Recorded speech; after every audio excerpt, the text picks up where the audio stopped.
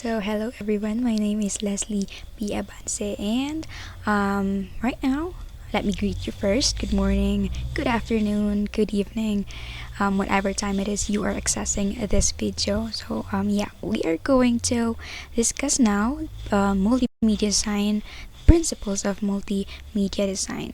Probably many of us have encountered what is branded as Mayer's or Richard Mayer's 12 principles of multimedia design. As an instructor, before that, as a student, we probably have encountered a lot of presentations where it didn't really they didn't really deliver as much knowledge, and we were confused. We were left confused with like with a lot of information, and you see they didn't really apply this principles. So right now, as we are instructors or teachers or probably working in different organizations now, we at least once probably have encountered this 12 principles of multimedia design by Richard Mayer. So well, even if we're not teachers, we probably have a task to create videos, images, PowerPoints, etc.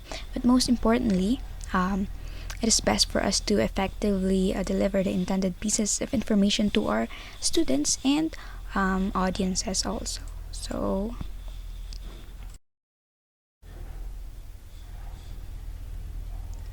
So first off, let's just have an overview of the first six principles of multimedia design by Richard Mayer. So one, we have multimedia principle. Two, we have coherence principle. Three, we have signaling principle. Number four is redundancy principle, and five is spatial contiguity principle, and number six is temporal contiguity principle. For the 7 to 12, Sir Angelico will definitely effectively discuss to you how to apply all of those when we are designing our own materials. So first off, we have multimedia principle. So it says here, yeah, and I just added an image of literally multimedia, those materials that we use when we talk about multimedia. No, it says here, people learn better when words are combined with pictures. So ayan, as personally, no, as audiences also, we of course want to look at something, not just words but with accompanied by pictures. Now we better understand the information when we see words together with pictures. So that's what that's what multimedia principle is suggesting. Next would be providing information in multiple formats helps learners understand and remember the content more effectively.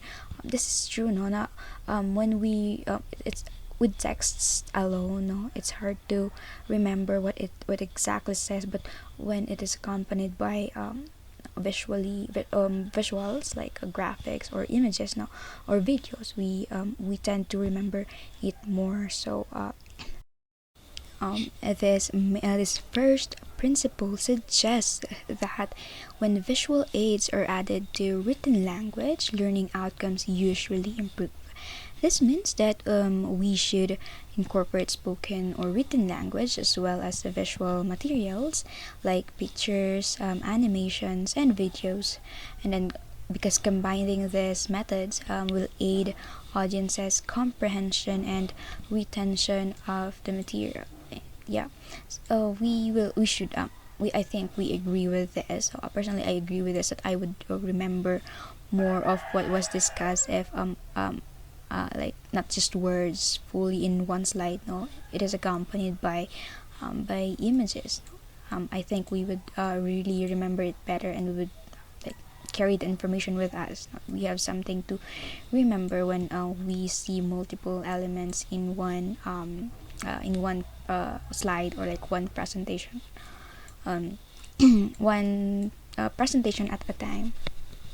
So yeah, Next would be incorporate how to apply. Second step is to incorporate visuals to illustrate key points in the e-learning program. Now, while it is also is very much suggested with this principle that we should for example use text and images at the same time. No, it's also important to like you how do I say this, select um, visuals that are matching with the text, so that you can how do I say this, you can emphasize what point it is.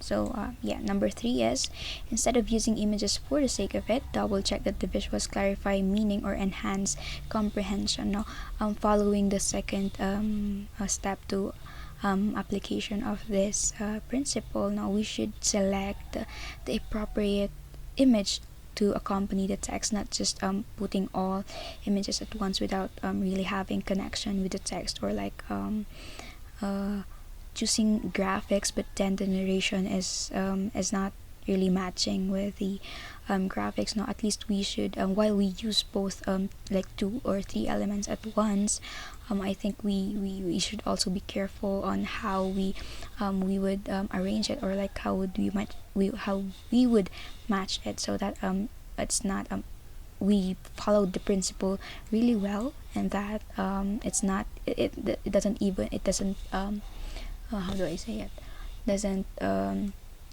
make it even worse, no, in our comprehension, the audience's comprehension.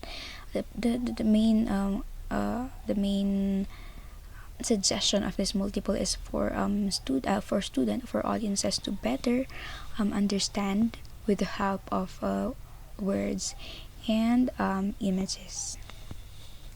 So here is an example of a slide that is full of words. Now, just looking at it is definitely information overload, and it's just so hard to take the information when we see this, just one look and we see this. It's just it's too hard to just grasp and uh, think about this information now. So I this next slide, and this next slide, this is like a suggestion. No, it doesn't really needed to be this everything it's like this, no, but this here is an example. You can choose between these 2 photos to at least present the water cycle instead. No, just use of graphics or clip arts or images, and then use some words to accompany the text. No, you can better present it, and at least you make sure you alone could see that it is better than the other slide where it's just full of words. No, this is better. When we see it, we can understand. At least we can see the text, we can read the text, and then we can see the image. So at least our brain works like in different aspect. Like one processes the image on one part, we read, and then yeah, it goes on. At least it's better than just reading all of this 1, 2, 3, 4. No, so yeah, this is basically what multimedia principle, the first principle of Richard Mayer's 12 principles.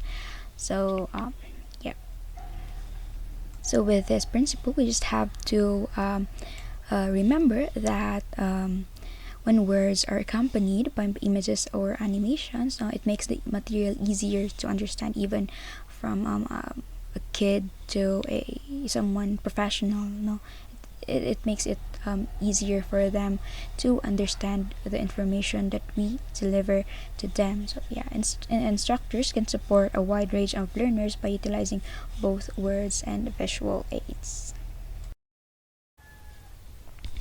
So next principle would be coherence principle. So it says here, eliminate irrelevant information that could divert learners from the primary message. Now, the coherence principle is a straightforward concept that states it is ideal to focus on the essentials of a subject while learning new material and avoid becoming overly overwhelmed by unhelpful extras. Now, if the first principle suggests that we could use 2 elements or 2 materials or 3 materials at once, to better to better show to the audiences or the students the information that we intend to tell them.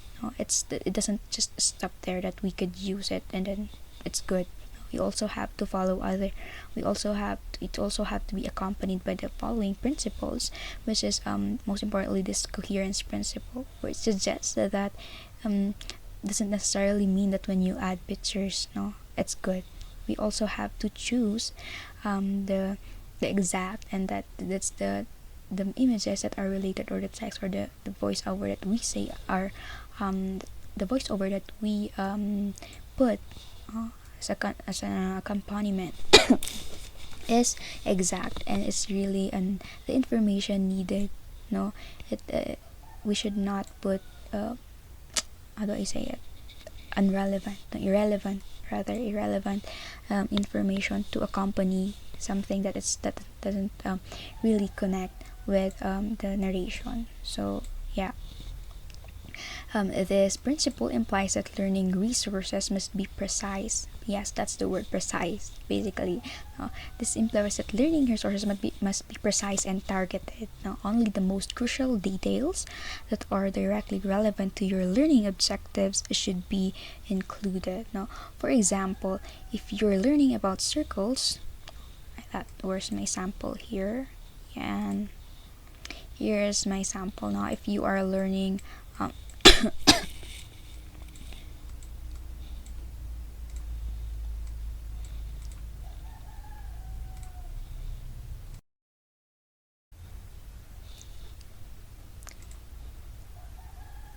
and if you're learning about circles, now you only want to focus on the circle alone.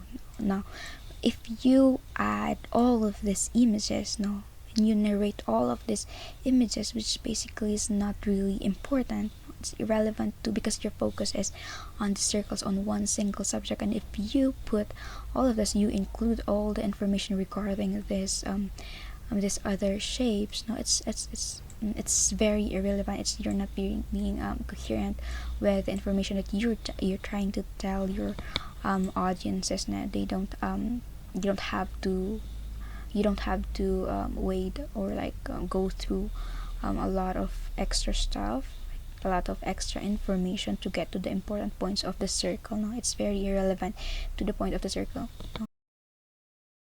So how to apply this second principle? Now, number one, it says here, only include narratives if they are on point and support the learning goals. Now, yan, kaya nasabi natin kanina, paulit na sabi natin na it's good to use 1, 2, 3 many elements, but we also have to be really very careful that those that we use matches each other. They are in unity and they are in harmony.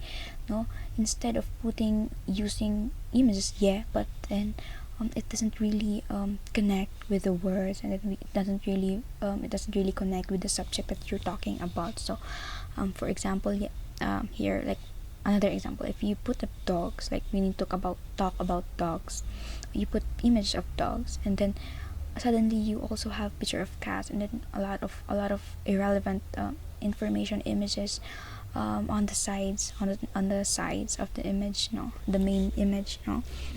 So you question it, like, what's the connection of all this dog, all of this other animals, all of this irrelevant information to the main subject? No, we have to make sure that it's very on point. It's very important. Number two, avoid using background music. Now, if your presentation, if your design doesn't really need a music, no, because there are presentations where you really need music. For example, a lot of videos too needed rightful background music, no. But as much as possible, no, if it's not needed, do not use background music. Third step, now use simple diagrams and infographics. No, because our goal is to effectively deliver the information. No, as much as possible, we use simple diagrams and those presentations, those elements that are easy to understand, because our very goal is to make it easy for them to understand. No, it's not our goal to think like comprehend it, use your brain or something like that. It's our job when we present. It's our job to have them take the information really very well in a simple, in a very the simplest way possible. No, so yeah, and that's the third step to up the application of this coherence principle. No,